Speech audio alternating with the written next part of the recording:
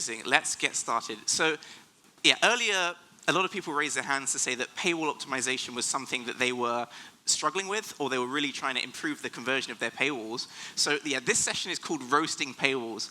Now, I'm going to be honest, I'm a little upset because when we were planning this, the whole idea is that people who were attending, companies that were attending, would submit their paywalls for us to kind of talk about, highlight what's great, tear down what's maybe could be improved.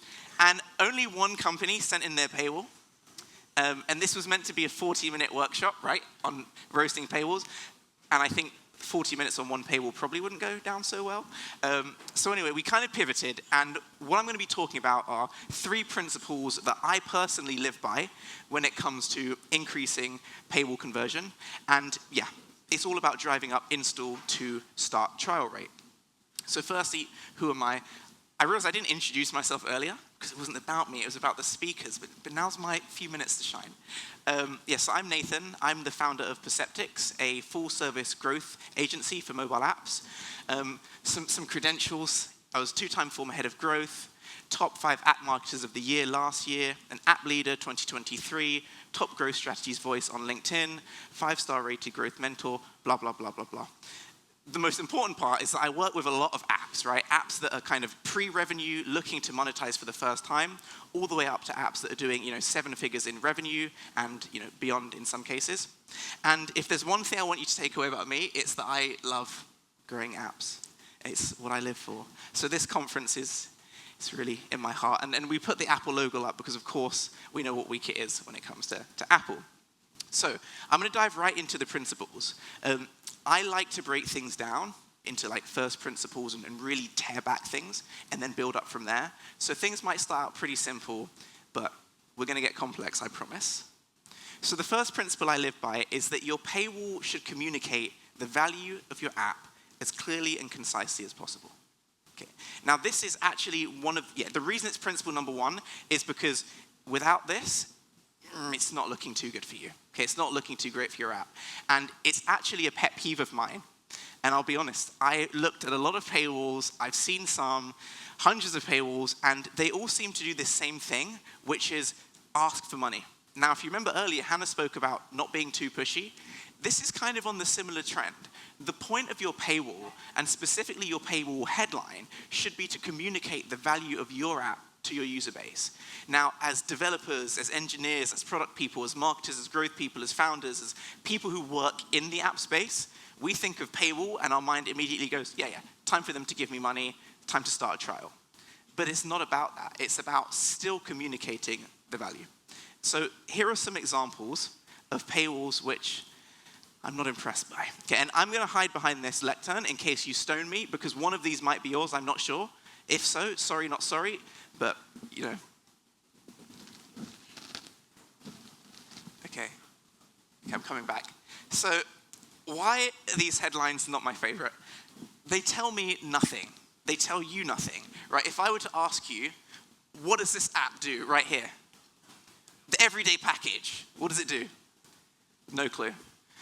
Join Meetup Plus. I guess it's about meeting up. I don't know. Choose your plan. GoPro. This is Otter, by the way. And I'm subscribed to Otter, but I'd expect more. Get the premium experience.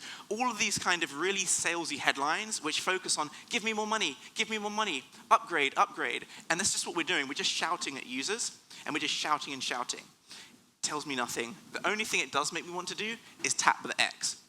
Now, I actually got a new phone recently. It's the iPhone 15 Pro Max, right? And I was an Android user for 5 years, but it's time to stop. Let's be honest. Reviewing paywalls is tricky.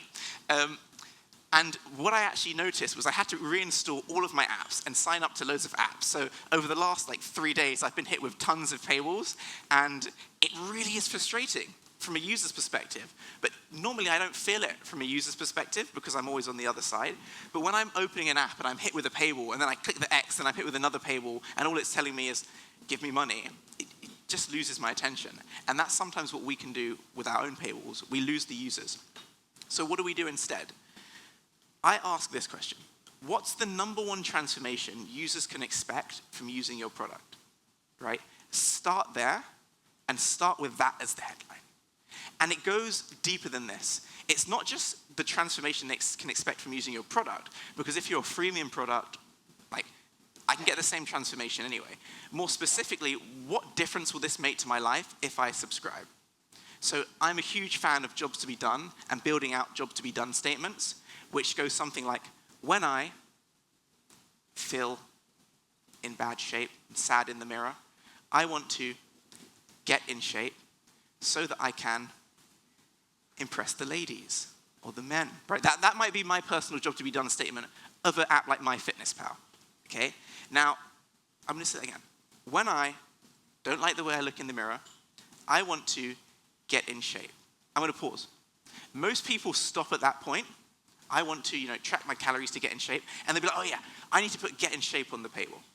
Probably that is gonna be the case that you need to keep your paywall headline broad because you need to appeal to a lot of different users. But we're gonna find out as we get to some of the later principles that the really smart apps and the really core thing to do is to dig deep into the why behind the benefit and plaster that as the headline. So the perfect fitness app, well, not me, I'm actually married, right? So I'm just using it as an example. If it was me years ago, right, and the paywall was like, hey, impress the ladies, I'm gonna be like, I'm subscribing. If it said get in shape, I'm like, yeah, next year, okay? So let's look at some examples. Now, who knows what this app is? What app is this? Cool. Now, I came across this and I was so happy with Duolingo. I was like, okay, this just, presentation over. Super learners are 4.2 times more likely to finish the French course. This is what I was talking about. If you have a freemium app or you have content that people can access without subscribing, I know that I can learn French with Duolingo. Cool. You don't need to tell me that on your paywall, learn French. But what is the benefit I get from paying? Oh, I'm going to learn 4 times faster? Now I'm interested. But I have a question, like, what's the difference? Well, here's the difference. There's unlimited learning content, unlimited hearts, personalized practices, no ads. This is telling me what, right? Notice it doesn't say the price on this paywall. And some people may be like, that's not even a paywall. And to that I say, who said that paywalls had to be one screen? Maybe they don't. Checkout pages don't just have to be. So I personally like to think that as soon as you introduce the user to your premium offering, it's the start of your paywall. Okay, so maybe some people say it's still onboarding. For me, it's the paywall. And what Duolingo do here is they first highlight the value that you're going to get really cleanly, and then they hit you with the start 2-week trial. Let's look at another example. Hooked, gold. The headline highlights the main benefit, bigger savings, and the subheadline elaborates, right? Gold members save an average of $40 more each month. 1 gold redemption pays for itself. Now, I'm going to be honest with you. When I saw this app, I actually have no idea what the app does, and I still don't. But what I do know is that if I pay for this app, it's going to pay for itself. So I'm more inclined to pay for this app. Now, you may be thinking, didn't you just contradict yourself? You said you need to make it clear what the value is, and now you've shown a paywall that you don't even know what it does? Hold that thought. Principle 2 is going to be very relevant. But the point being here is, had I have downloaded the app, gone through the onboarding, seen the App Store screenshots, and I understand what it does, at this point in time, it answers my question. What am I going to get? I'm going to save more money. And a final great example here. Unlock exclusive recipes. Access new recipes every month, reserved for pro subscribers. Literally the same format, right? Main benefit, subheadline showing the sub-benefits, elaborating on that. So my first point is, if you're looking to optimize your paywall, look at your paywall. Are you just defaulting to a standard Unlock Premium or Go Pro? How deep are you going with your headline and your copy? And are you really communicating the value? This one's particularly important because the image also is a visualization of the value. It's not just saying, get recipes. It's showing me what I can make. Who doesn't love a sausage, tomato, and spinach pasta with Parmesan? Now, if you're a vegan, I'm sorry. So let's play a game. Which is better? Okay. Now, these are 2 paywalls from 2 giants. We have Uber Eats, and we have Deliveroo. They're both selling the same product, right? It's their subscription, blah, blah, blah. What is your preference? So what we're going to do is just take a second, just have a look at them, see what you can see, and then we'll do it by show of hands, okay? Now, show of hands, who prefers Uber's paywall? Okay. Show of hands, who prefers Deliveroo's paywall? Ooh. Show of hands, who's not quite sure and thinks they're level? Okay. Show of hands, who wants me to just get off the stage? Okay. Good, we're still good. I can keep talking. We're okay. Okay, interesting. Now, I'm actually curious. I personally will explain what I think, but I would like to know why. Who likes Uber and why? You can just shout out.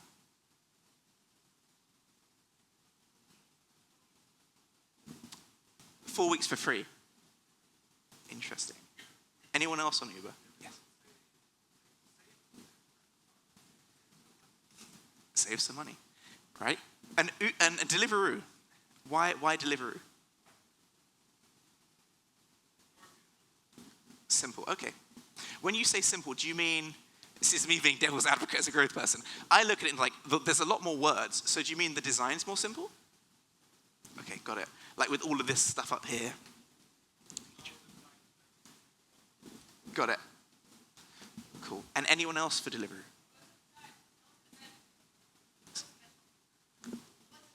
What special? Oh, okay, ooh, we get an argument, okay.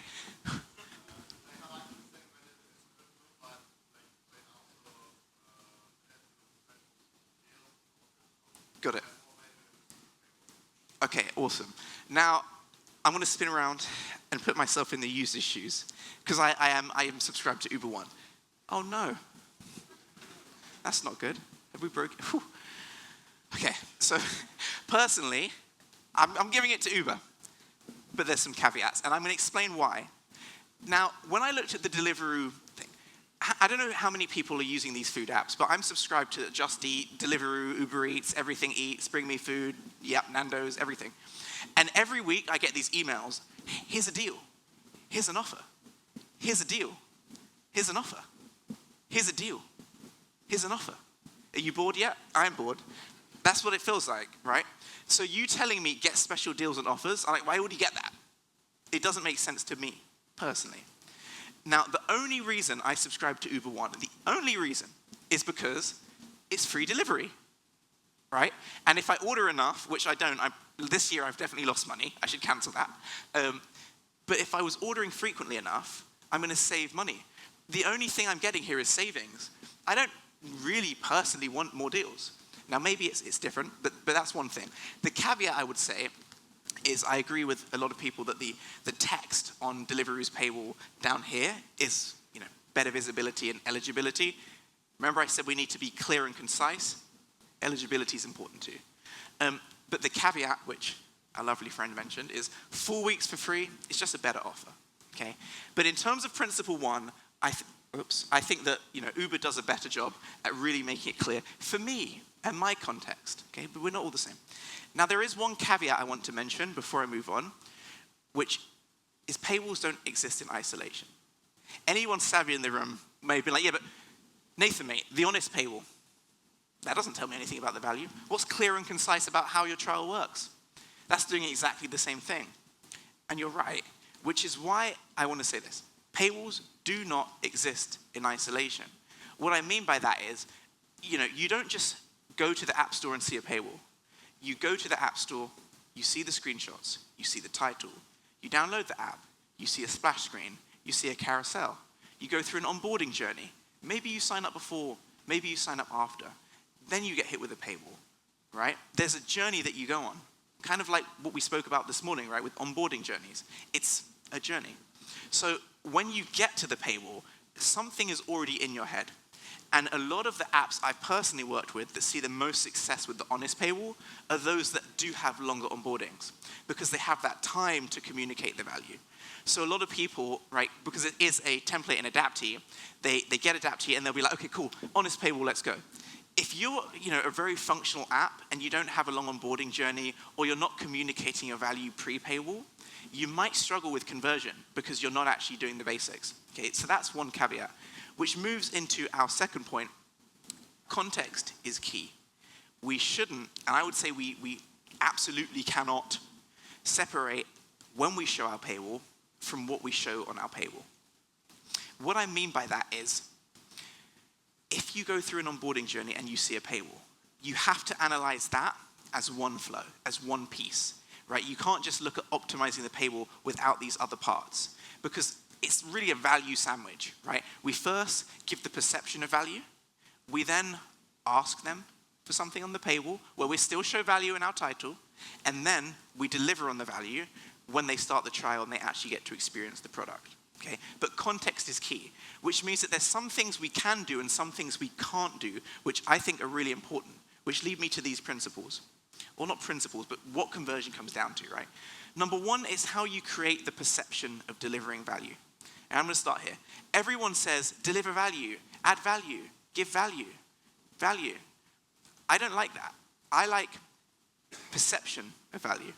Because if we're being honest, if it's a free trial product or you've just started downloading this app and you haven't used it yet, it's added nothing to your life, right? You've not got value. Let's not pretend that like answering Calm's questions is them giving me something. They're just collecting my data and like trying to personalize the experience. Hats off, because it works, but it's not value. What it does do is it creates the perception of value. Now, I looked at Calm's web onboarding this week. If you haven't seen that, you should check out my LinkedIn, because there's a post on Calm's web onboarding which speaks exactly about this. But essentially, what they do really well is it makes you feel like they're listening. And each screen you go through, the next screen uses your input from the previous screen, right? If I select I'm here for sleep, it's customized based on sleep. If I say I struggle falling asleep versus staying asleep, the social proof they give me is related to that. Everything is a value sandwich. But I realize they're not giving me anything. It's illusion that they're listening. But as humans, because we are humans, we're social beings. We care about connection. And that means when it comes to optimization, if we can build that connection with the user, we can make them to do the action we want. Maybe a bit manipulative, but hey, we're here for revenue, right? So the second one is promise value. We can't just highlight this perception of value and then leave. We have to promise, which is what we do on the paywall. We show the features. We show them what they're going to get. Hey, if you start this trial, this is what we're going to get. And the third one is holding back value. And I think this is the more advanced one, that maybe if you've already tried this template, this test, this color, this CTA, that CTA, and you're looking for more, I would recommend that you experiment with holding back value, right? We're going to come to that one. So first, a contextual paywall is what I want to talk about, because this is very much in relation to the whole context piece we're talking about. If you have one paywall and you have lots of features for your app, you're doing yourself an injustice. Okay, if you have one paywall design or one headline and your go-to paywall that you keep popping up to users, it's not the best way to convert, in my experience. Now, I actually can't think of one example on a complex app that I've worked with where having one standard paywall did work. Of course, it makes sense when you get started, but as you iterate and you get more users, you're going to run into certain problems. So a contextual paywall is this. It's a paywall that focuses on a specific feature set or benefit tied closely to what the user is doing in that specific moment, right? And simply put, you have loads of paywall designs, you have your different placements, you go really granular with your placements, and you tie the design to the placement. You have a contextual paywall, okay? In simple terms. But it gets deeper than that, okay? You think you fancy. Cognitive biases. We're going to talk about two cognitive biases in particular. The first one is progressive disclosure. Now, I'm a bit of a nerd, so like my hobby is sitting down, having a debate with myself, like, hey, it is a form of progressive disclosure. No, it's not. Here's an example. Yeah, but that sucks. But I think I'm right? I'm a weird guy, but that's what I do in my free time.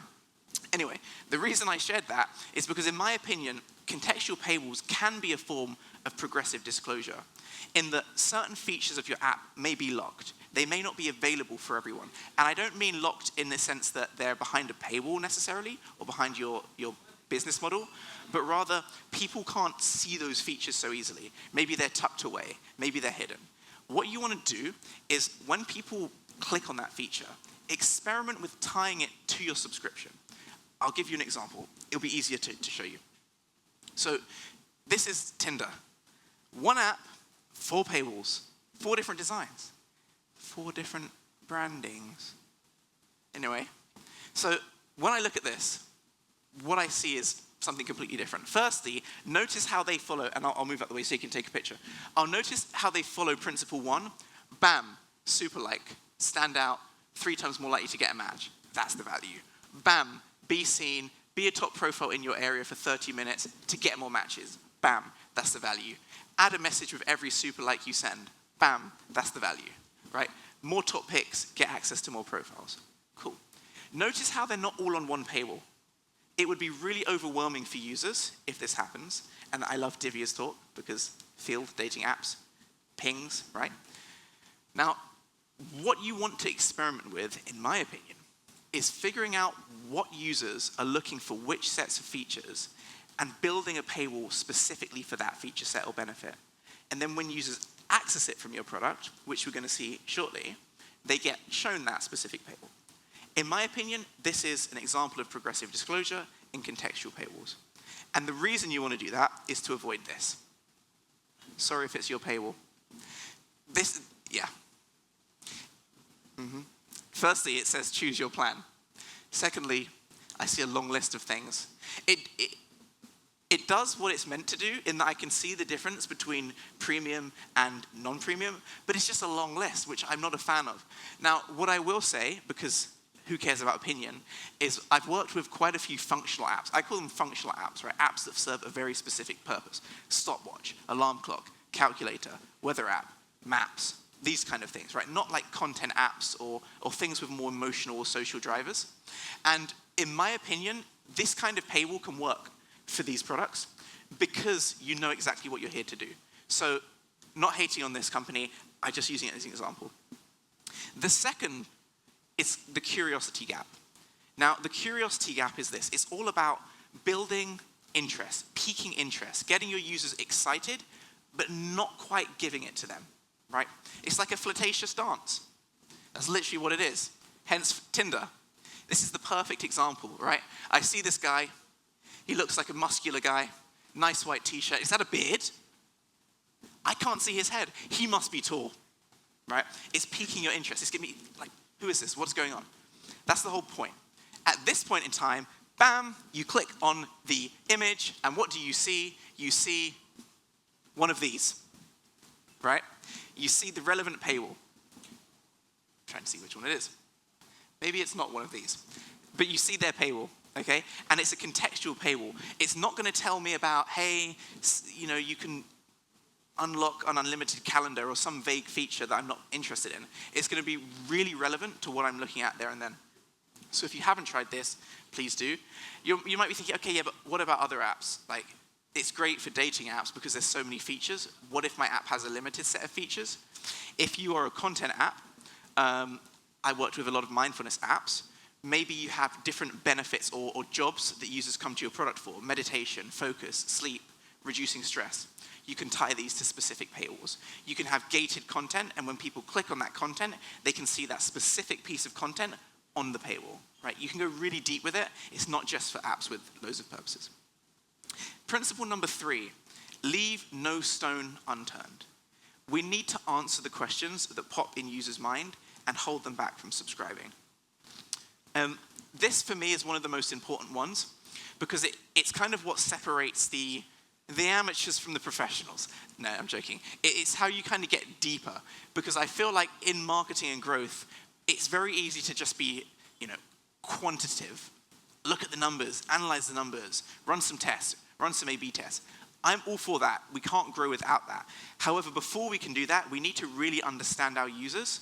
We need to figure out what their problem is, figure out what their beef is with our user experience, figure out how we can help them, and then actually deliver that.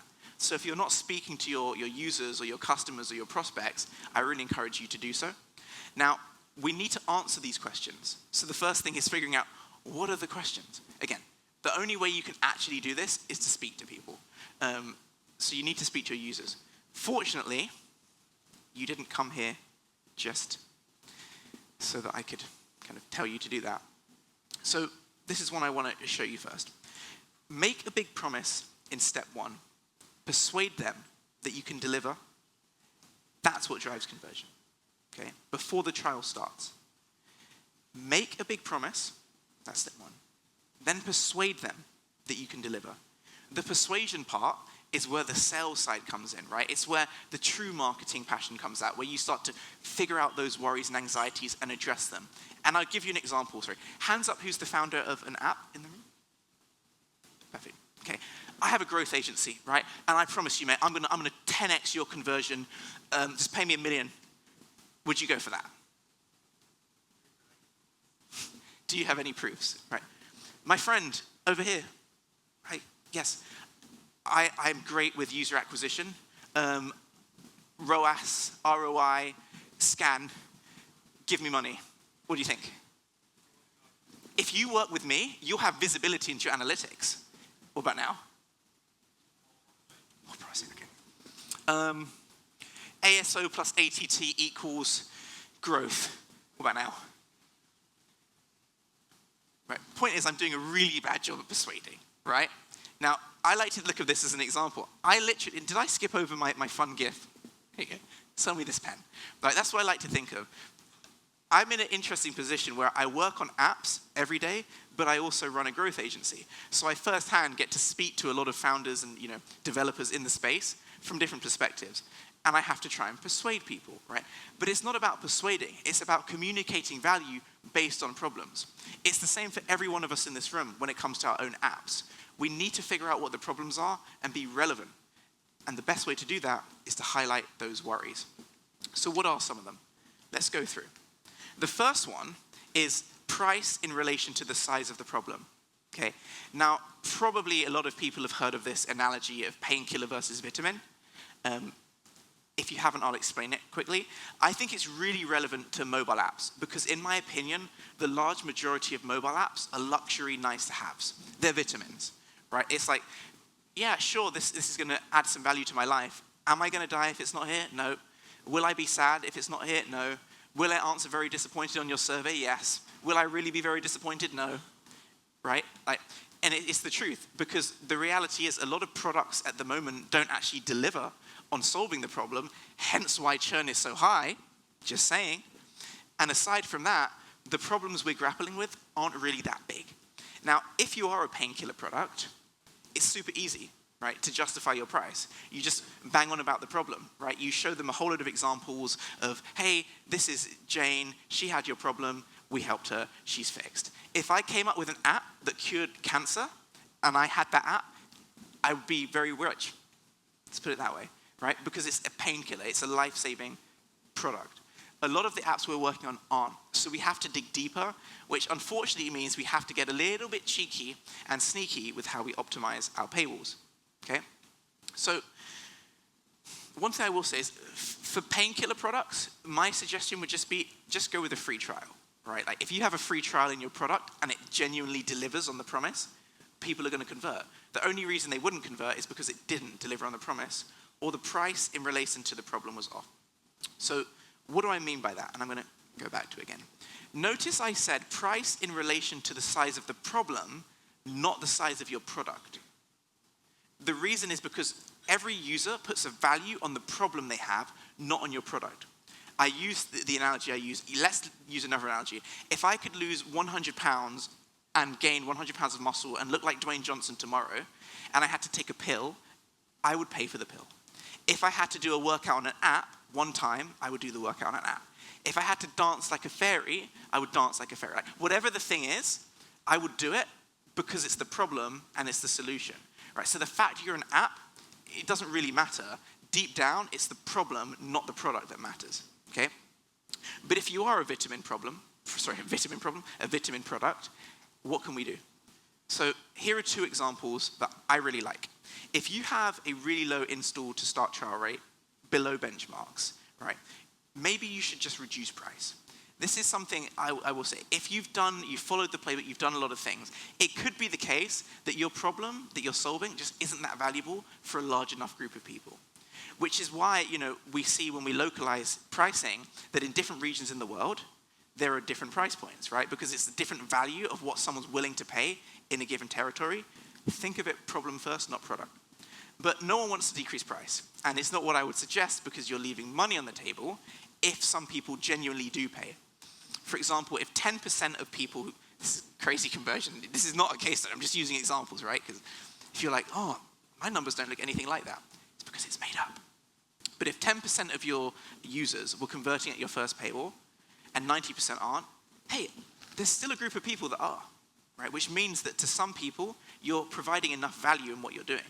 But there's going to be some people that are more price sensitive and just aren't going to pay. It doesn't mean you should impact and reduce price for everyone. What I would recommend doing is one of these two. The first is a first-time offer, right? Which kind of just negates what I just said because everyone's going to see it. But what you can do is if someone clicks X on your paywall, you can show them a first-time offer. Okay? This is a good example. This is from Uptime. Another thing you can do, which I personally almost get sucked in by, is limit freemium usage and then give an offer when someone reaches that. So I do have a real case study on this. I was working with a meditation app, right? And what we did was we limited the amount of content that users could see because we actually were struggling to produce enough content at the time. So we needed to hold some back. And what we did was when they would click on the gated content, they would see the paywall. They could access 3 episodes, sessions a day. The first day, they would access 3, and if they see all 3, on the 4th, they see the paywall. The second day, they would access 3. If they complete on 3, the 4th, they see the paywall. The third day, we did something different. When they saw the paywall, we hit them with a limited time offer, right? 40% off limited time. The conversion on that paywall was ridiculous. 3 times more people converted on that paywall. Now, yes, the numbers were lower in terms of volume, but there was a much higher conversion because it genuinely felt like an offer. So when it comes to pricing, when you're a vitamin product, you want to get smart with your pricing, and you want to figure out where and how you can give discounts. Now, there's something I do want to find. The idea here, which we're going to see in the next one as well, is it's about creating this no-brainer idea in your user's head. And what I mean is, if we look at something like price anchoring, this, by the way, is Telegram. They were on the bad paywall before because of this title, but they do price anchoring really, really, really well. Just please, everyone take a picture of this and just copy this.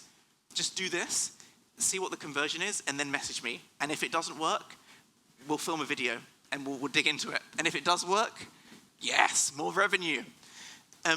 It's super clear on this paywall which is a cheaper option, which can mean if I'm not sure about paying for this product, but I spot an offer that's a no-brainer, I'm just going to go for it.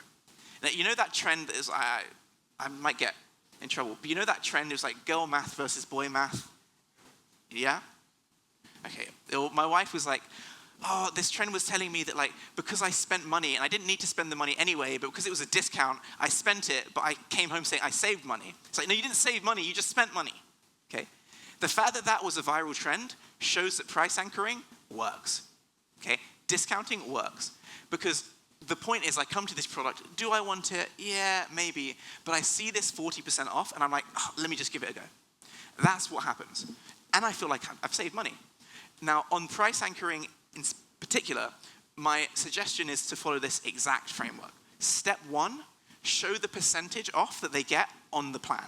Whether it's the annual plan, the week, whatever it is that's cheaper, show the percentage. Step 2, show the actual price in comparison to the standard price. I can see it. $2.99, $4.99. $2 different. $2.99, $4.99. Easy. Then show the actual saving in actuals. You want to make it as easy as possible for them to be like, oh, no-brainer. I don't have any examples, but there's a lot of paywalls that just highlight like, save 10%. It's not enough. Final thing while I'm here, this. If anyone knows anyone who works at Telegram, send this to them. Subscribe for $35.99 a year. Firstly, they have subscribe, which is not good to have on the CTA, right? Secondly, they're putting the price on the paywall. This is how to destroy your conversion rate 101. I don't get it, and they're a massive company. Telegram, if you're watching this, let's chat. Cool. So I'm going to speed through the rest of these. The next one is price in relation to the quality of your product. Apple's whole philosophy around packaging products in a beautiful way is because it makes it feel premium and worth the price. We need to be the same with our apps, but it's not a packaging. It's everything from the screenshots to the onboarding journey, the UX, the UI. How native does it feel? What does it look like? Okay? If your product delivers a beautiful, blissful experience, more people are likely to pay. Is it related to paywall optimization? It absolutely is, because out of context, it won't work. Here's an example of an app that we audited recently. This app is doing a lot of revenue, believe it or not, but from ad monetization. And they were looking to improve subscription revenue. And one of the things I highlighted was, look, like, your UI doesn't justify the price, in my opinion, right? Now it's in rupees, so it's not converted, but the point is, regardless of what that price is, the UI for me feels like HTC in 2010, right? Like, if I'm being honest, and it's just not gonna work. So if your app looks like this, don't focus on paywall optimization, focus on improving your UI, genuinely. So the next one is the important one, the belief that their circumstances are different. Again, I'm big on understanding user psychology and understanding people. We all have this idea that I'm different. No, I hear you, but I'm different. An example, right? Like fitness. Yeah. I could do that, but like, I'm different. You don't understand, man, because you see, I really struggle to eat. And it's because like when I was younger, I used to go through this training camp with my mum, and my auntie came down once a year. Point is, I'm different. Okay? I don't think you are. You see what I mean? We have this thing. No, it's just different for you. You're able to find someone so easily. Like, I just find that I struggle when it comes to dating because of this thing that's, I'm different. Whatever it is, we have this belief that we're different, and the job is to communicate, hey, you're not. Finimize are amazing at this, right? Honest paywall, but then they have this social proof, which calls out, hey, I'm a trader. This is great for me. Hey, I'm a newbie. This is great for me. If they wanted to take it to the next level, what you would do is, beyond onboarding, as you learn about your user, you customize the social proof on your paywall based on what they say. So if you're collecting all of this data, right, I'm a male, I'm a female, I'm this age, I'm whatever I am, right, you want to use a social proof testimonial on your paywall that speaks to them to tell them, hey, you're not different. You're just like this guy, and you're just like this girl, and our product has really helped them. And the final one is the concern that you'll bill them before they cancel. I thought I'd add it here because it's a paywall talk, and we can't not give the honest paywall its due. But anyway, moving on. Now, there's a final bonus tip I want to give you before I finish, which is ditch the playbook, okay? Ditch the playbook. And what I mean is, like, we can have a conversation, and I can just list to you the playbook stuff, right? Yeah, you probably should try an annual. You want to try annual versus monthly. Then maybe try annual, monthly, but have no trial on the first annual. Try annual, monthly, but have no trial on the monthly, right? Have no subscribe on the CTA, but start free trial, right? Do this with pricing. You want to price your weekly cheaper. All of this stuff. It's playbook. It's playbook. It's been done. It's been tired. Cool. That's where you want to start. Absolutely. You want to start with the fundamentals that are tried and tested. Don't reinvent the wheel. Copy someone else. But, as my favorite movie character ever, Syndrome from Incredibles says, when everyone's super, no one will be.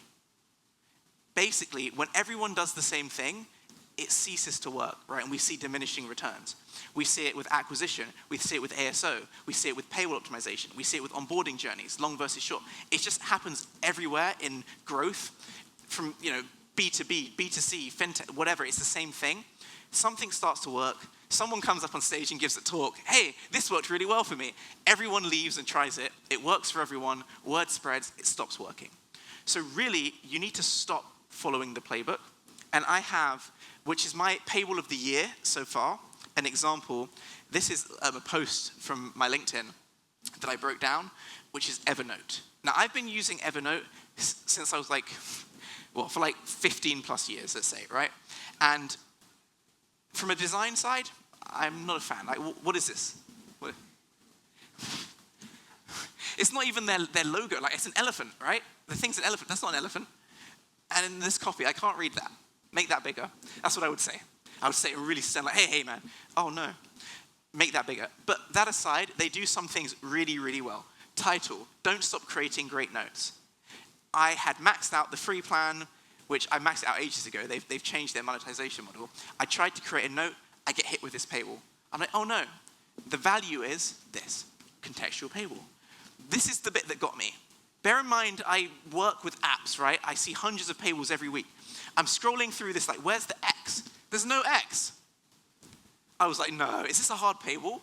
Am I gonna have to use like the default Apple Notes or TextMate? And I was, oh, no, there's other plans down here. So I clicked on other plans.